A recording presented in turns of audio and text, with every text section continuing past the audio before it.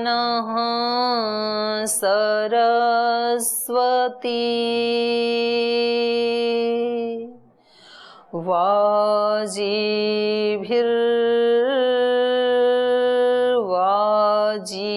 वाजिभिर्वाजिनीवती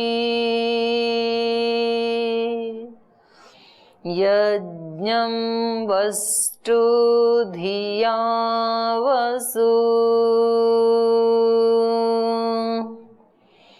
ॐ अग्न आयाहि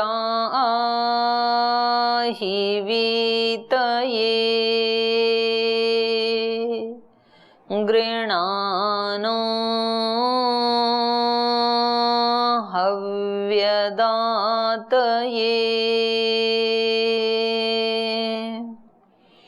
निहोता सत्सि बर्हिषि ॐ शान्ति शान्ति शान्तिः।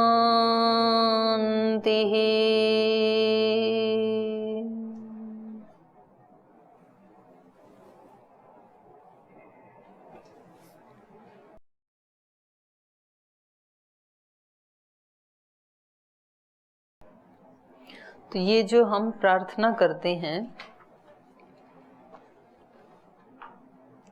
कोई भी कार्य करने से पहले, और उसमें भी 3 बार फिर बोलते हैं शांति ही शांति ही शांति ही, तो इसके पीछे भी एक विज्ञान है। मतलब ये कोई परिपाटी नहीं है कि जी ऐसी एक हमारे पूर्वजों ने, ऋषियों ने एक परंपरा बना दी कि 3 बार शांति शांति ऐसे बोलना है, तो इसलिए हम बोल लेते हैं। ऐसा नहीं, इसके पीछे भी एक विज्ञान काम करता है। व्यक्ति 2 चीजों की खोज में रहता है, चाहे हम उसको आनंद कहें, सुख कहें, शाश्वत सुख कहें। क्योंकि ये प्रश्न किसी भाई ने पूछा था कि ये सुख क्या है, दुख क्या है, और जीवन में कैसे हम सुख को प्राप्त करें, कैसे दुख से बचें।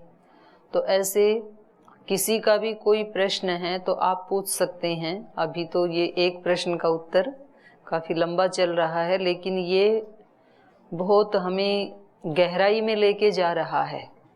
जिस व्यक्ति ने, जिस ऋषि ने सुख की खोज की, तो ये बहुत गहराई से हमें जोड़ रहे हैं।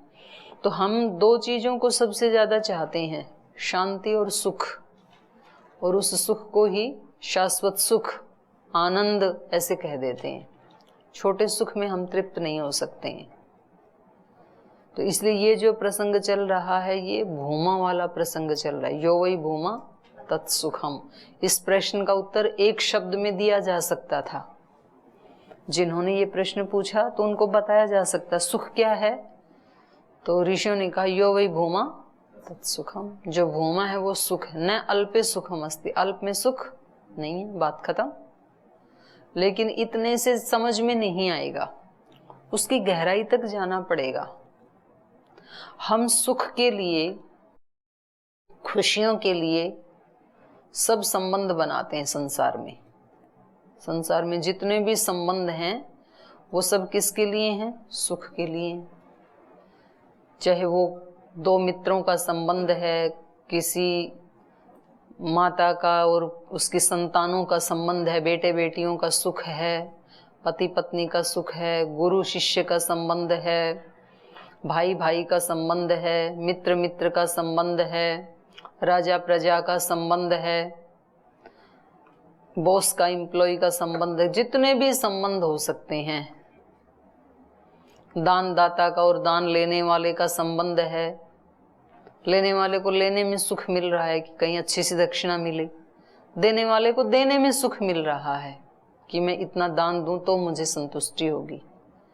तो हर जगह जहां कहीं भी संबंध होता है वहां हमारी खोज क्या होती है? दोनों तरफ से सुख लेने की होती है, शांति की होती है। लेकिन ये सब अल्प रह जाते हैं क्योंकि ये संबंध हमारे शरीरों के साथ ही हो पाते हैं। आत्माओं के साथ नहीं हो पाते। तो ये संबंध हम खोज में तो होते हैं सुख की, आनंद की, लेकिन वो थोड़ी देर सुख दे करके, स्थूल में जितना सुख है उतना सुख मिल जाएगा, उसके बाद सुख खत्म। तो जो शाश्वत सुख है ना, वो कभी स्थूल से नहीं आ सकता है, वो उसका अलग ही है। तो इसलिए दो तरीके हैं, या तो हम बाहर से इतना ज्यादा उस भूमा को प्राप्त करें तो हम सुखी हो जाएं, लेकिन बाहर से संबंध स्थापित करके सुखी होना बड़ा खतरनाक है, खतरों से खाली नहीं है। क्योंकि दूसरे से संबंध स्थापित करते ही सुख तो आएगा, लेकिन साथ में हम डिपेंडेंट भी हो गए उस व्यक्ति के या उस वस्तु के। सुख तो देगी लेकिन वो हट भी तो सकती है ना, नश्वर तो है ना, हटते ही दुख होगा ऑटोमेटिक। तो इसलिए बाहर के संबंधों से सुख मिलता तो है, लेकिन वो सुख बड़ा खतरनाक है, वो परिणाम ताप और संस्कार में दुख देने ही वाला है। क्योंकि दूसरा तो दूसरा ही है भाई, वो कितना देगा सुख, कब देगा कब नहीं देगा, तो उसके ऊपर निर्भर करता है। तो इसलिए प्रायः ऐसे होता है, कहीं अपवादों को छोड़ करके, कि संबंधों का जो अंत होता है उसमें दुख मिलता है, उसमें परम संतुष्टि परम सुख नहीं मिलता है। क्योंकि दूसरे के ऊपर निर्भर होना ही अपनी न्यूनता को दिखा रहा है, अल्पता को दिखा रहा है। तो वो वाला सुख है तो सुख, लेकिन वो उतना ही उसमें रिस्क भी है। और एक ये भी हो सकता है, अच्छा वो सुख जब मिलता है तो हमारा चित्त कैसे हो जाता है, शांत हो जाता है। जब किसी से हमें प्रेम मिलता है तो हमारा चित्त कैसा हो जाता है, शांत। हमारे गुरुजी हमें प्रेम करते हैं, हमारे माता पिता हमें प्रेम करते हैं, हमारे आचार्य हमें प्रेम करते हैं, हमारे मित्र हमें प्रेम करते हैं, जो कोई भी हमें प्रेम करता है, उस समय चित्त कैसा होता है, शांत। और जब बाहर वाले हमारे से प्रेम नहीं करते तब चित्त कैसा होता है, अशांत। इसलिए हर व्यक्ति बाहर से प्रेम चाहता है, सुख चाहता है, आनंद चाहता है। क्योंकि सुख, प्रेम, आनंद, कुछ भी कहो आप उसको, वो जो एक स्तर है उसमें हमें क्या मिलती है, शांति। हर व्यक्ति शांति चाहता है। एक ये तरीका। एक दूसरा तरीका भी है कि शांति पहले ले आए अपने जीवन में, और जिसके शरीर में, मन में, बुद्धि में, प्राण में शांति स्थापित हो गई तो फिर वो प्रेम करेगा, उसका परिणाम है प्रेम। महात्मा बुद्ध के चित्त में शांति स्थापित हो गई, अब महात्मा बुद्ध सबसे प्रेम करते हैं, लेकिन ये प्रेम उनका अपना है, किसी पे डिपेंडेंट नहीं है, दूसरे पे निर्भर नहीं करता है। भगवान महावीर शांति में प्रतिष्ठित हो गई, इसलिए अब उस शांति का परिणाम क्या है, प्रेम, करुणा, आनंद। वो सबसे प्रेम करते हैं। महर्षि दयानंद, गुरु नानक देव, कितने भी लोग ले लो आप। श्रद्धेय स्वामी जी महाराज ने अपने प्रेम का इतना विस्तार किया, और आज भी सुबह सुबह बताया स्वामी जी ने कि हम अपने प्रेम का क्या करना चाहते हैं, विस्तार करोड़ों लोगों तक। इसी का नाम भूमा है, और वो किससे आता है, शांति से। इसलिए हमने 3 बार क्या बोला, शांति ही, शांति ही, शांति ही। अगर हमने शरीर में ऐसी भावना कर ली कि मेरे इसके स्थूल जो एक एक परमाणु है, अणु है, अंग प्रत्यंग में क्या स्थापित हो जाए, शांति। शरीर पूरा शांत है। प्रयत्न शैथिल्य अनंत समापत्तिभ्याम। कब शरीर शांत हो सकता है, जब अनंत के साथ समापत्ति हो जाती है। समापत्ति मतलब तदाकारकारिता, अनंत के राही बन गए हम, तो अब शरीर कैसा हो जाएगा, शांत। और शरीर शांत हो गया, उसके बाद फिर हो सकता है मन में कोई हलचल चल रही हो, तो इसलिए दोबारा शांति करके क्या कहा, मन भी शांत। फिर तीसरी बार हो सकता है कि प्राण में कहीं कोई हलचल हो। हमारे इस अस्तित्व की, व्यक्तित्व की 5 लेयर्स हैं ना, तो अन्नमय कोश तो सबसे स्थूल है, फिर प्राणमय, फिर मनोमय, उसके आगे तो अपने आप ही शांत है। अशांति 3 में ही संभव है। शरीर में हो सकती है अशांति, मन में हो सकती है, प्राण में हो सकती है। विज्ञान में, आनंदमय कोश में अशांति नहीं है, वो तो पहले ही शांत है। तो इन तीनों को यदि हमने प्रयास पूर्वक, संकल्प पूर्वक, प्रतिज्ञा पूर्वक शांत कर लिया, तो अब हमारा अस्तित्व क्या हो गया, शांत। और शांति का परिणाम क्या है, सुख, प्रेम। अब ये व्यक्ति सबसे प्रेम करेगा, विस्तार हो जाएगा इसके सुख का, इसकी प्रीति का। और ये जो विस्तार है, अनंत विस्तार, इसी का नाम क्या है, भूमा। तो हम जो प्रसंग पढ़ रहे हैं, ये ऋषि हमें उस भूमा के ऊपर ही लेकर जाने वाले हैं, लेकिन स्टेप वाइज लेके जा रहे हैं। सीधी छलांग नहीं मार रहे हैं, सीधा उत्तर नहीं दे रहे हैं कि भूमा में ही सुख है, ना अल्पे सुखम अस्ति, अल्प में सुख है ही नहीं। लेकिन हमने भूमा को क्या समझ लिया, हमने कुछ उल्टा ही समझ लिया। हमने ये समझ लिया कि सुख तो भूमा, भूमा का मतलब है ईश्वर, ईश्वर में सुख है, भगवान में सुख है, ब्रह्म में सुख है, इसलिए संसार को छोड़ो।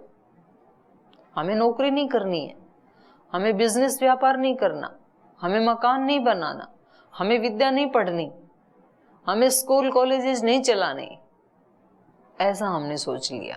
एक और बहुत बड़ा ग्रुप तैयार हो गया उसके लिए।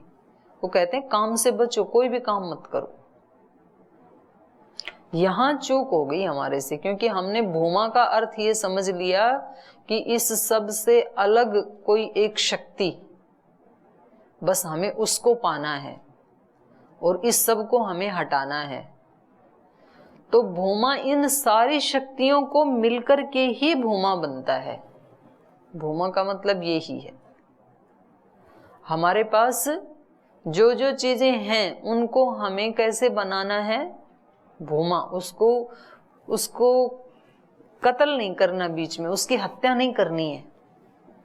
तो सबके मन में प्रेम होता ही है, लेकिन उस प्रेम को हमने क्या कर दिया, अल्प बना दिया, और उसमें सुख है नहीं। क्योंकि हम प्रेम किससे करते हैं, जिसको हमने अपना मान लिया। मैं देखती हूँ यहाँ पर जैसे गुरुकुल में कुछ माताएं तो यहाँ बैठी हैं, कुछ और भी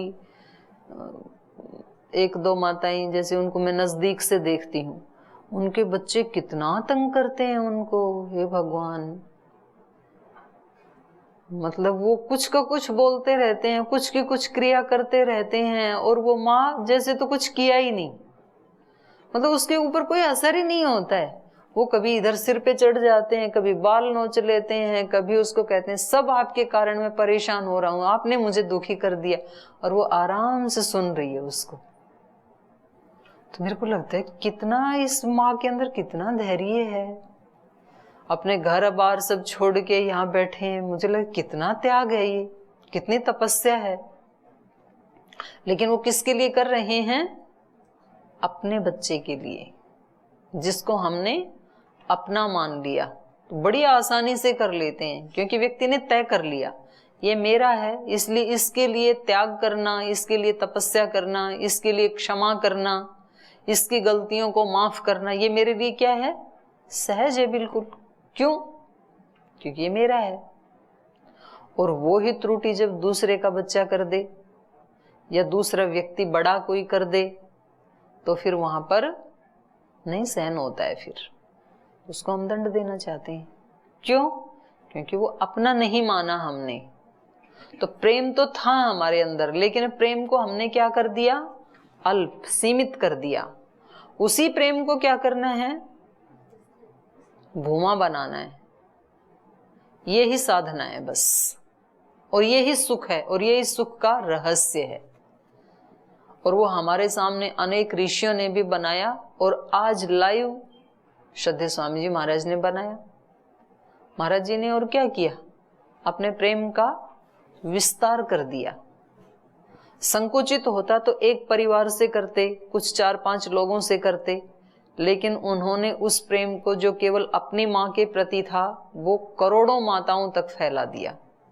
जो अपने 2-3 भाई बहनों तक होता है व्यक्ति का स्वाभाविक, वो करोड़ों भाई बहनों तक फैला दिया। यही भूमा की उपासना है और यही क्या है, सुख। यो वै भूमा तत्सुखम। संकल्प कैसे हों हमारे, विस्तृत। तो सबके अंदर प्रेम की भावना है, करुणा है, ममता है, वात्सल्य है, त्याग है, तपस्या है, हम सब में है, लेकिन हम थोड़ा थोड़ा करते हैं। वो हर व्यक्ति त्याग करता है, हर व्यक्ति तपस्या करता है, हर व्यक्ति प्रेम करता है, हर व्यक्ति के अंदर करुणा है, हर एक के अंदर वात्सल्य है, लेकिन वो थोड़ी दूर तक जाता है, उसके बाद फिर हम उसको कत्ल कर देते हैं, नहीं, उसके आगे नहीं। और ये तब हो सकता है जब हम अंदर से शांत हों। जैसे ही व्यक्ति शांत होगा उसका परिणाम ये होगा कि उसके प्रेम का एकदम में से झरना सा फूटेगा, नदी सी निकलेगी। और जब तक वो अशांत है तो वो प्रेम भी कैसा है, बस वो ऐसे जैसे जलता बुझता दीपक होता है ना, झबकता हुआ, क्योंकि तेल नहीं है उसमें नीचे, तो कभी ऐसे बड़ा सा प्रकाश करता है, फिर ऐसे बंद होता है, तो जलता बुझता, जिसको भभकना कहते हैं, ऐसे हमारा चित्त होता रहता है। अशांत चित्त, अशांत चित्त ऐसे तो होता है, तो वो ऐसे ऐसे अप डाउन होता रहता है, अशांत। तो हम क्या करते हैं उसके लिए, फिर प्रार्थना करते हैं, शांति ही शांति ही शांति ही। और ऐसे अपने पूरे अस्तित्व को शांत करके फिर वो कर्म करते हैं हम, तो फिर वो कर्म कैसा होता है, हमें सुख देने वाला। क्योंकि शांति से ही सुख की, प्रेम की, आनंद की उत्पत्ति होती है, या सुख से शांति की उत्पत्ति होती है। दोनों एक दूसरे के पूरक हैं, अन्योन्य आश्रित हैं। चाहे यात्रा बाहर से कर लें, उससे हम शांत हो जाएं, तो उसमें सारी दुनिया लगी ही हुई है। कहता है कि मेरे बच्चे का बस अच्छा सा विद्वान बन जाए, फिर मेरे मन को शांति मिल जाएगी। शांति मिलती भी है जिनके बच्चे ऐसे बन जाते हैं, लेकिन वो शांति दूसरे के ऊपर है। अगर बच्चा नहीं बना तो फिर उतनी ही अशांति भी हो जाएगी। तो हम बाहर से उस शांति के लिए, उस सुख के लिए सारे काम कर ही रही हैं। और एक दूसरा रास्ता है कि अंदर से व्यक्ति शांत हो जाए। शांति है पहले से ही ऑलरेडी, कुछ भी नहीं बनाना नया, बस उससे परिचय हो जाए एक बार। तो फिर बोल जी क्या ये सब काम छोड़ दें, फिर तो दुनिया चलेगी कैसे? बच्चों को नहीं पालेंगे, नहीं पढ़ाई लिखाएंगे, घर का कामकाज नहीं करेंगे, बिजनेस व्यापार नहीं करेंगे, सारे ही ऐसे बैठ जाएंगे यदि अंदर की शांति को ढूंढने के लिए, तो संसार चलेगा कैसे? तब संसार और ज्यादा अच्छे से चलेगा, क्योंकि अभी संसार चल रहा है कभी खुशी कभी गम, इस तर्ज के ऊपर। कभी शांत होते हैं, कभी शांत नहीं होते हैं। लेकिन अगर हर व्यक्ति के अंदर अपनी ही आंतरिक शांति प्रतिष्ठित हो जाए, आप कल्पना करें कि एक सीमा पे खड़ा रहने वाला जो सिपाही है, वो अंदर से यदि शांत है, वो अंदर से यदि योगी है, वो अंदर से यदि अध्यात्म में प्रतिष्ठित है, तो वो अपनी ड्यूटी कैसे करेगा? बहुत अच्छे से करेगा, क्योंकि एनर्जी उसकी चिंता में तो नष्ट होगी ही नहीं तो आधी एनर्जी तो चिंता करने में और बहुत सारे राग द्वेष में, फिर वो सारे उसमें नष्ट हो जाती है। लेकिन जो व्यक्ति अंदर से ही शांत है बिल्कुल, जिसका चित्त, एक विद्यार्थी जो अंदर से बिल्कुल शांत है, तो वो पढ़ाई कैसे करेगा? बहुत अच्छे से करेगा और बहुत कम टाइम में ज्यादा याद कर लेगा, क्योंकि उसका चित्त क्या है, शांत। लेकिन जिस विद्यार्थी का चित्त अशांत है, उसको लगता है कि मेरे साथ यहाँ ठीक व्यवहार नहीं हो रहा, दूसरे को कुछ ज्यादा ही मिल रहा है, मेरे को कम मिल रहा है, मेरे को कम सुविधाएं हैं, यहाँ बहुत ज्यादा पढ़ाया जाता है, यहाँ दिनचर्या बहुत, किसी भी कारण से लेके उसका चित्त यदि अशांत है तो उसकी पढ़ाई भी उतनी अच्छी क्वालिटी की नहीं होगी, क्योंकि आधी एनर्जी तो वहां वेस्ट हो गई। तो अपनी शक्तियों को बचाने के लिए, माने व्यक्तिगत उन्नति के लिए भी और सामूहिक सामाजिक उन्नति के लिए भी, वैश्विक उन्नति के लिए भी मूल क्या है, अध्यात्म, योग, शांति, कुछ भी नाम उसको हम दे सकते हैं।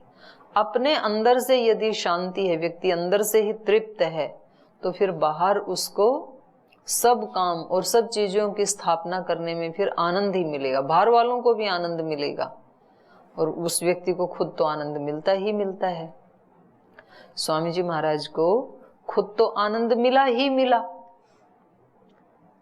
लेकिन उसके साथ साथ उन्होंने करोड़ों लोगों को भी आनंद दिया, सुखी किया। खुद तो सुखी हुए ही, लेकिन करोड़ों लोगों को सुखी किया।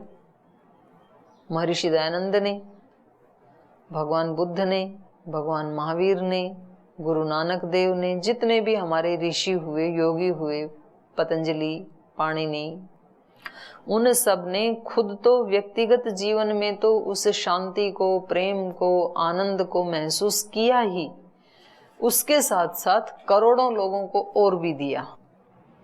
और जो व्यक्ति खुद परेशान दुखी होता है, वो खुद तो परेशान दुखी होता ही है, लेकिन अपने संपर्क में, संसर्ग में आने वाले लोगों को भी फ्री में प्रसाद बांटता है। जैसे कोरोना फ्री मिलता है ना दूसरे को, बस उस व्यक्ति के पास आने की जरूरत है जिसको कोरोना हो रखा है। तो पास आते कुछ नहीं पता चलेगा, कुछ नहीं दिखेगा, लेकिन वो व्यक्ति संक्रमित तो हो ही जाएगा। तो ये जो हमारे चित्त की अशांति है, अपूर्णता है, ये भी कोरोना जैसी बीमारी है, उससे ज्यादा ही खतरनाक है। इसके वायरस भी पता नहीं चलता है। इसलिए जो व्यक्ति सेवा करना चाहता है दूसरों की, उसको प्रयास पूर्वक क्या करना चाहिए, शांति की स्थापना। आज स्वामी जी महाराज ने सुबह बहुत अच्छा बोला कि हमें यदि राम राज्य लाना है तो हमें क्या करना होगा, भूमा का विस्तार, अपनी शक्तियों का विस्तार, जो हम कर सकते हैं।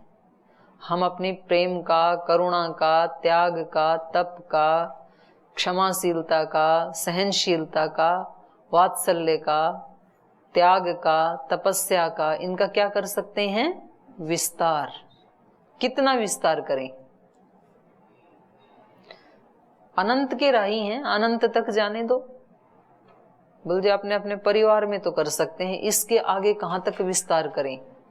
परिवार के बाद मोहल्ले में भी कर लो विस्तार, मोहल्ले वाले लोगों के साथ भी ऐसे रह लो जैसे परिवार में सहन कर लेते हो।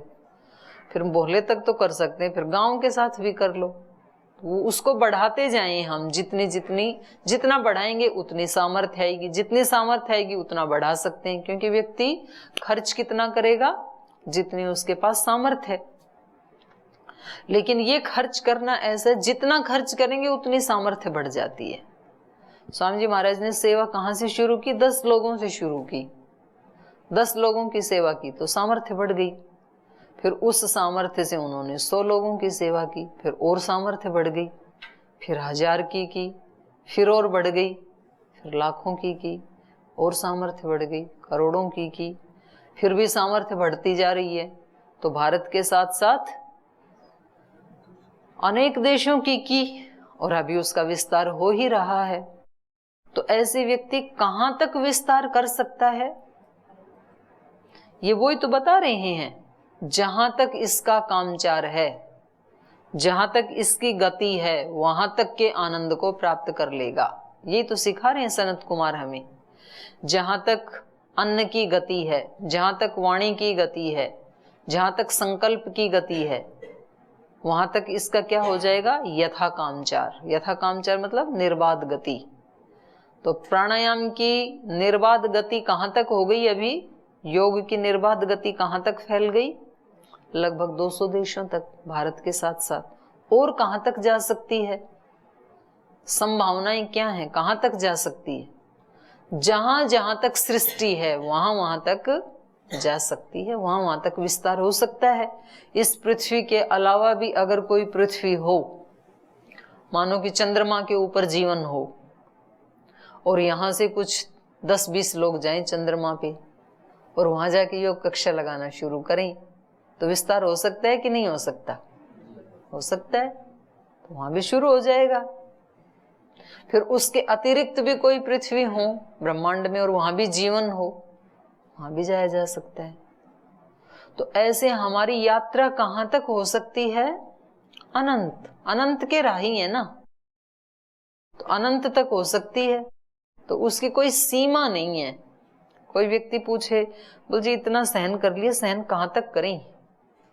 तो उत्तर क्या है? कहां तक सहन करें? कितने वर्ष तक सहन करें? तो अगर आप अनंत के राही हैं, अनंत को पाना है, तो आप अनंत काल तक सहन कर सकते हैं। और यदि आपको अल्प में सुख मिल रहा है तो आप जहां चाहें वहीं पर कट कर सकते हैं कि बस यहां तक कर लिया, इसके आगे नहीं। तो वहां तक आपकी गति होगी। जहां आपने अपने आप को ब्रेक लगा दिया ना, वहां तक तो गति होगी, उसके आगे नहीं होगी। वो लोग तो आपसे अपनापन जोड़ के रखेंगे जिनके लिए आपने सहन किया, जिनको क्षमा किया, जिनके लिए आपने त्याग तप किया। उसके आगे वाले नहीं करेंगे, क्योंकि आपने तो खुद ही अपना विस्तार रोक दिया वहां पे।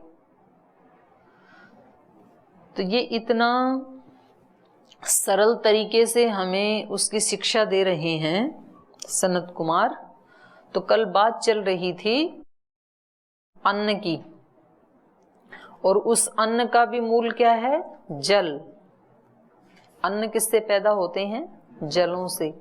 और जल से ही ये सारी सृष्टि बनी। और उस जल का भी मूल क्या है? तेज। तो ये ऋषि क्या करते हैं, हमें एक बार बाहर किसी स्थूल चीज के बारे में उसको ब्रह्म मान करके उसकी पूजा करो, उसके साथ हमें जोड़ते हैं। फिर उसके साथ साथ कहाँ सूक्ष्मता जुड़ी हुई है उसके साथ जोड़ते हैं। एक बार अंदर ले जाते हैं, एक बार बाहर ले जाते हैं, एक बार ब्रह्मांड में ले जाते हैं, एक बार पिंड में लेके आते हैं। इस तरह से पूरे ब्रह्मांड के साथ हमारा तालमेल बिठा करके हमें शाश्वत सुख दिलाना चाहते हैं, हमें उस भूमा से परिचय करवाना चाहते हैं।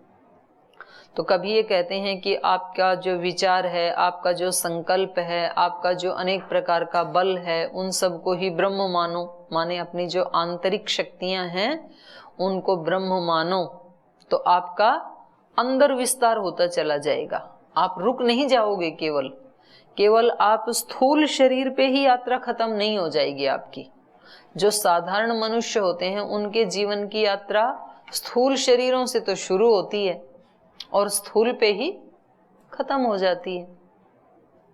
स्थूल शरीरों के साथ संबंध बिठाते हैं, उनके साथ जीते हैं, और यदि उन स्थूल शरीरों में कहीं किसी ने स्थूल शरीर को दुख दे दिया, कष्ट दे दिया, तो फिर वहीं पर व्यक्ति आत्महत्या भी कर लेते हैं।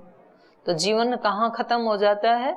स्थूल पे ही हो जाता है। फिर जो स्थूल के उपासक हैं उसके आगे भी जा सकता है, तो वो महापुरुष गए। फिर ऐसे ऐसे राजे महाराजाओं के जीवन हमारे सामने हैं, राजा हरिश्चंद्र जैसे, कि स्थूल तो सब नष्ट हो गया, लेकिन सूक्ष्म जो सत्य था चित्त का, उसको उन्होंने नष्ट नहीं होने दिया।